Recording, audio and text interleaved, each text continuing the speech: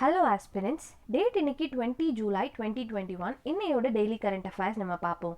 First article டாகி coin பற்றி தெரிஞ்சுப்போம். டாகி காயின் அப்படின்றது ஒரு கிரிப்டோ கரன்சி. கிரிப்டோ கரன்சினா என்ன அப்படின்னு பார்த்தீங்கன்னா, இது பேசிக்காக டிஜிட்டல் கரன்சி, அதாவது விர்ச்சுவல் ஆர் டிஜிட்டல் கரன்சி. இதுக்கு வந்து எந்த விதமான ஃபிசிக்கல் எக்ஸிஸ்டன்ஸும் கிடையாது.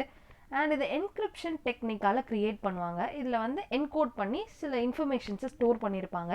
அண்ட் ஒன்லி ஆத்தரைஸ்டு பர்சன் தான் இதை ஆக்சஸ் பண்ண முடியும். அண்ட் இதோட கண்ட்ரோல், இதோட க்ரியேஷனை யார் கண்ட்ரோல் பண்ணுவா அண்ட் மானிட்டரி யூனிட் எவ்வளோ அப்படின்றதெல்லாமே ஒரு ஆத்தரைஸ்டு பர்சன் மட்டும்தான் முடிவு பண்ண முடியும். அண்ட் இது கம்ப்ளீட்டாக டீசென்ட்ரலைஸ்டு ப்ராசஸ். டீசென்ட்ரலைஸ்ட் அப்படின்னா எந்த விதமான கவர்மெண்ட்டோ இல்லை ஒரு சென்ட்ரல் பேங்க்கோ இதை வந்து கண்ட்ரோல் பண்ணாது.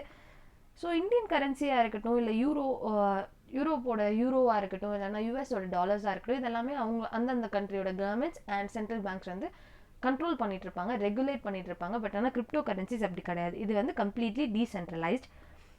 அண்ட் ஆல்சோ இதோட இன்ஃபர்மேஷன்ஸ்லாம் எப்படி ஸ்டோர் ஆகும் அப்படின்னு பார்த்தீங்கன்னா, பிளாக் செயின் டெக்னாலஜி அப்படின்ற டெக்னாலஜி யூஸ் பண்ணி ஸ்டோர் பண்ணுவாங்க.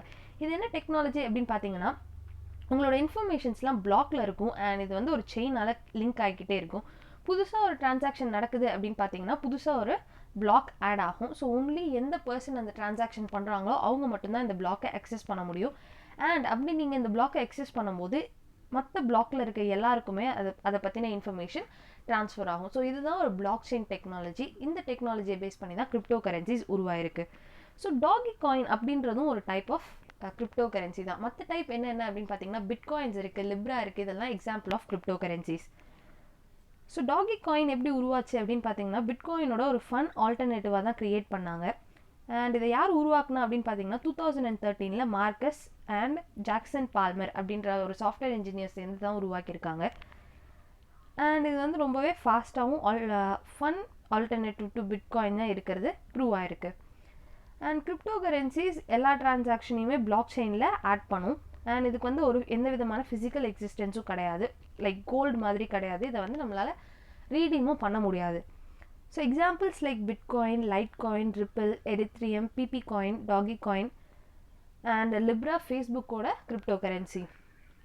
அடுத்த ஆர்டிக்கல் ஆன்டி டிராஃபிக்கிங் பில் பற்றி. டிராஃபிக்கிங் அப்படின்னா என்னன்னு பார்த்தீங்கன்னா, ஒரு ஆப்ஜெக்டை இல்லீகலாக கடத்துறத டிராஃபிக்கிங்னு சொல்லுவாங்க. ஸோ வந்து இது ஒரு ஆப்ஜெக்டாக இருக்கலாம், இல்லைனா ஒரு ஹியூமன்ஸாக இருக்கலாம், இல்லைனா சில்ட்ரன்ஸாக இருக்கலாம், இல்லைனா அனிமல்ஸாக கூட இருக்கலாம். இது எல்லாமே டிராஃபிக்கிங்கில் தான் வரும். ஸோ ஆன்டி டிராஃபிக்கிங் பில் இதை வந்து யார் கொண்டு வந்திருக்கா அப்படின்னு பார்த்தீங்கன்னா, ministry of women and child development release பண்ணியிருக்காங்க. இது வந்து டிராஃப்டாக இருக்குது. ஸோ இது வந்து பில்லாக பாஸ் ஆச்சு அப்படின்னா ஆக்டாக மாறும். ஸோ இந்த ஆக்டோட ஃபுல் நேம் என்ன அப்படின்னு பார்த்தீங்கன்னா, draft anti trafficking bill, the trafficking in persons prevention care and rehabilitation bill of 2021. So prevention இதை வந்து தடுக்கணும் and also care and rehabilitation. அப்படி டிராஃபிக்கிங் பாதிக்கப்பட்ட விக்டிம்ஸ்க்கு ப்ராப்பரான கேர் அண்ட் அவங்கள வந்து ப்ராப்பராக ரீஹபிலிட்டேட் பண்ணுறதுமே இதில் ஒரு ப்ரொவிஷனாக இருக்குது. ஸோ இந்த பில்லில் என்னென்ன ப்ரொவிஷன்ஸ் அப்படின்னு பார்த்தோம்னா, இது வந்து இந்தியன் சிட்டிசன்ஸ், இந்தியாவில் இருக்கிற சிட்டிசன்ஸும் சரி, இந்தியா விட்டு வெளியில் இருக்க இந்தியன் சிட்டிசன்ஸ்க்குமே இந்த லா அப்ளை ஆகும். அண்ட் ஆல்சோ ஏதாவது ஒரு பர்சன் ஏர்கிராஃப்டில் ட்ராவல் ஆகிட்டு இருக்கும்போது கடத்தப்பட்டாலோ, இல்லைனா ஒரு ஷிப்பில் ஒரு இந்தியன் சிட்டிசன்ஸ் அவங்க வந்து கடத்தப்படுறாங்க அப்படின்னு தெரிஞ்சாலுமே இவங்களையுமே இந்த லா வந்து கவர் பண்ணுற மாதிரி தான் இருக்கும். ஸோ வந்து ஒரு கிராஸ் பார்டர் இம்ப்ளிகேஷன்ஸ், ஒரு வைடான ஆஸ்பெக்டில் வந்து விக்டிம்ஸை வந்து கவர் பண்ணியிருக்காங்க. நீங்கள் வந்து ஷிப்பில் இருக்கிற பர்சன்ஸ் அவங்க வந்து இந்தியன்ஸ், இது வந்து எக்ஸ்ட்ரா ஜூரிஸ்டிக்ஷனல், அதாவது இந்தியனோட லேண்டில் இது நடக்கலை அப்படின்னு சொல்லி இந்த கேஸை வந்து நீங்கள் தப்பிக்க முடியாது. ஸோ சீல நடந்தாலுமே இது வந்து கேசஸ் அப்ளை ஆகும். ஸோ யாரெல்லாம் விக்டிம்ஸாக கவர் ஆகிருக்காங்க அப்படின்னு பார்த்தீங்கன்னா, women, children and also transgender person. And அது இல்லாமல் எனி பர்சன் டிராஃபிக்கிங்கால் பாதிக்கப்பட்டவங்க எல்லாருமே இந்த லாவால் கவர் பண்ணியிருக்காங்க. அண்ட் ஆல்சோ இந்த லா என்ன டிஃபைன் பண்ணுது அப்படின்னு பார்த்தீங்கன்னா, டிராஃபிக்கிங் அப்படின்றதுல ஒரு இடத்துலேருந்து இன்னொரு இடத்துல எடுத்துகிட்டு போகணும், லைக் டிரான்ஸ்ஃபர்மேஷன் இருக்கணும் அப்படின்னா அதுதான் டிராஃபிக்கிங் கீழே வரும் அப்படின்னு இதுக்கு முன்னாடி வந்த லாஸில் எல்லாமே இருக்குது. பட் ஆனால் அந்த ப்ரொவிஷன்ஸை இங்கே தடுத்துருக்காங்க.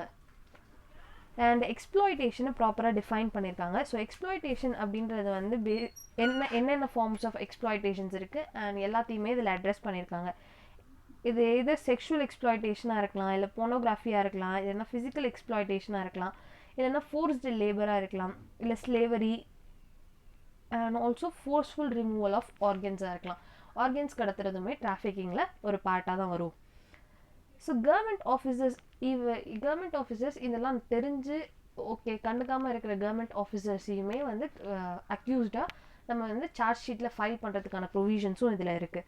ஸோ பெனால்ட்டி என்ன அப்படின்னு பார்த்தீங்கன்னா 10 years ஆஃப் ஜெயில் இல்லைனா 5 lakhs for child trafficking. Child வந்து டிராஃபிக்கிங் பண்ணுறாங்க அப்படின்ற கேஸில் பிடிச்சாங்கன்னா 10 years and 5 lakhs பே பண்ணுற மாதிரி இருக்கும். அண்ட் ஆல்சோ இதை வந்து நிறைய குழந்தைங்களை கடத்துறாங்க அப்படின்னு பார்த்தீங்கன்னா லைஃப் இம்ப்ரெஷன்மெண்ட் கொடுக்குற ப்ரொவிஷன்ஸும் ஆட் பண்ணியிருக்காங்க. ஸோ இந்த கேஸை யார் இன்வெஸ்டிகேட் பண்ணுவா அப்படின்னு பார்த்தீங்கன்னா நேஷ்னல் இன்வெஸ்டிகேஷன் ஏஜென்சிஸ் இதை வந்து இந்த கேஸஸை கம்ப்ளீட்டாக இன்வெஸ்டிகேட் பண்ணி அண்ட் அக்யூஸ் பண்ணி கரெக்டான பனிஷ்மெண்ட்டு கொடுப்பாங்க. இந்த லா பாஸ் ஆச்சு அப்படின்னா national anti human trafficking committee அப்படின்ற ஒரு கமிட்டி ஆர்கனைஸ் பண்ணுவாங்க. அண்ட் அவங்க வந்து ஆன்டி டிராஃபிக்கிங் கமிட்டியாக ஒர்க் பண்ணி டிராஃபிக்கிங் சம்மந்தப்பட்ட லாஸ் அண்ட் ஆல்சோ அதோட ப்ராப்பர் இம்ப்ளிமெண்டேஷனை மேல் நோக்குவாங்க. அடுத்த article national company law appellate tribunal. So பேசிக்காக இது வந்து ஒரு அப்பீலேட் ட்ரிபியூனல். இது வந்து கரண்ட் அஃபேர்ஸில் இருக்குது. ஏதோ ஒரு கேஸ் வீடியோகான் ரிலேட்டட் கேஸை வந்து அனலைஸ் பண்ணியிருக்காங்க. ஸோ பேசிக்காக கேஸ் இம்பார்ட்டன்ட் கிடையாது. நமக்கு வந்து national company law appellate tribunal அப்படின்னா என்னன்னு நமக்கு தெரிஞ்சிருக்கணும். ஸோ இது வந்து ஒரு company is act of the 2013 கீழே உருவாக்கப்பட்ட ஒரு ஸ்டாட்டுட்டரி பாடி. இது எந்தெந்த கேசஸ் எல்லாம் கேட்பாங்க ஹியர் பண்ணுவாங்க அப்படின்னு பார்த்தீங்கன்னா நேஷ்னல் கம்பெனி லா ட்ரிபியூனல். இந்த ட்ரிபியூனல்லேருந்து அப்பீல் ஆகி வர கேசஸ் எல்லாமே NCLATயில் தான் கேட்கப்படும். அண்ட் இது எந்த லாக்கு கீழே அப்படின்னு பார்த்தீங்கன்னா insolvency and bankruptcy code of 2016 கீழே நேஷ்னல் கம்பெனி லா ட்ரிபியூனலில் ஒரு கேஸ் வந்து சால்வ் ஆகலை அப்பீல் ஆகுது அப்படின்னா அப்பீல் வந்து NCLATயில் தான் அப்பீல் இருக்கும். வேறு எந்த அப்பீல் கேட்கும் அப்படின்னு பார்த்தீங்கன்னா காம்படிஷன் கமிஷன் ஆஃப் இந்தியா ஏதாவது ஒரு ஜட்ஜ்மெண்ட் கொடுத்து அது அப்பீல் வந்து டைரெக்டாக national company law appellate tribunal தான் போகும். அண்ட் அடுத்த ஆர்டிக்கல் ஆல்ப்ஸ் மவுண்டைன் சிஸ்டம் பற்றி. ஆல்ப்ஸ் அப்படின்ற மவுண்டைன் சிஸ்டம் எங்கே இருக்குது அப்படின்னு பார்த்தீங்கன்னா யூரோப்பியன் காண்டினென்ட்டில் இருக்குது கம்ப்ளீட்டாக. ஸோ கரண்ட் அஃபேர்ஸில் என்ன அப்படின்னு பார்த்தீங்கன்னா கிளைமேட் சேஞ்சால் இந்த மவுண்டைன் சிஸ்டமில் இருக்க கிளேஷியர்ஸ்லாம் சீக்கிரமாக உருகுது. அண்ட் உருகிறதுனால நிறைய லேக்ஸ் வந்து ஃபார்ம் ஆகுது ஆல்ப்ஸ் மவுண்டைன் ரேஞ்சில். ஸோ ஆல்ப்ஸ் எந்தெந்த கண்ட்ரீஸில் இருக்குது அப்படின்றது நமக்கு தெரிஞ்சிருக்கணும். ஸோ பேசிக்காக France, Switzerland, Monaco, Italy, Liechtenstein, Austria, Germany and Slovenia இந்த கண்ட்ரீஸ் எல்லாத்துலேயுமே இந்த 8 கண்ட்ரீஸில் பரவி இருக்குது ஆல்ப்ஸ் மவுண்டைன். அண்ட் வந்து என்டையராக யூரோப்பில் இருக்குது.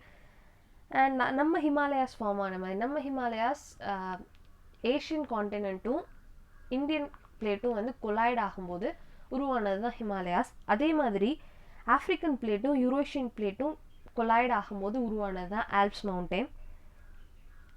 அண்ட் இந்த மவுண்டெயினில் இருக்கிற ஃபேமஸான மவுண்டெயின் ரேஞ்ச் என்னென்னு பார்த்தீங்கன்னா மவுண்ட் பிளாங்க் அண்ட் மேட்டர்ஹார்ன். இது ரெண்டுமே இந்த மவுண்டெயினில் தான் இருக்குது. மவுண்ட் பிளாங்க் தான் அண்ட் மேட்டர்ஹார்ன் இப்போ வந்து கரண்ட் அஃபேர்ஸில் இருக்குது. ஸோ பேசிக்காக உங்களுக்கு இந்த 2 மவுண்டெயின்ஸ் ஆல்ப் மவுண்டைன் சிஸ்டமில் இருக்குன்றது நமக்கு தெரிஞ்சிருக்கணும். ஏன்னா டேரக்ட் கொஸ்டின் வரதுக்கான பாசிபிலிட்டிஸும் இருக்குது. அண்ட் ஆல்சோ மேப் பேஸில் ஆல்ப் எந்தெந்த கண்ட்ரீஸில் இருக்குது அப்படின்னு நம்ம பார்த்துக்கிறதும் ரொம்பவே ஹெல்ப்ஃபுல்லாக இருக்கும். ஸோ இன்னையோட கரண்ட் அஃபேர்ஸ் இவ்வளோ தான். நாளைக்கு கரண்ட் அஃபேர்ஸில் நம்ம மீட் பண்ணுவோம். தேங்க்யூ.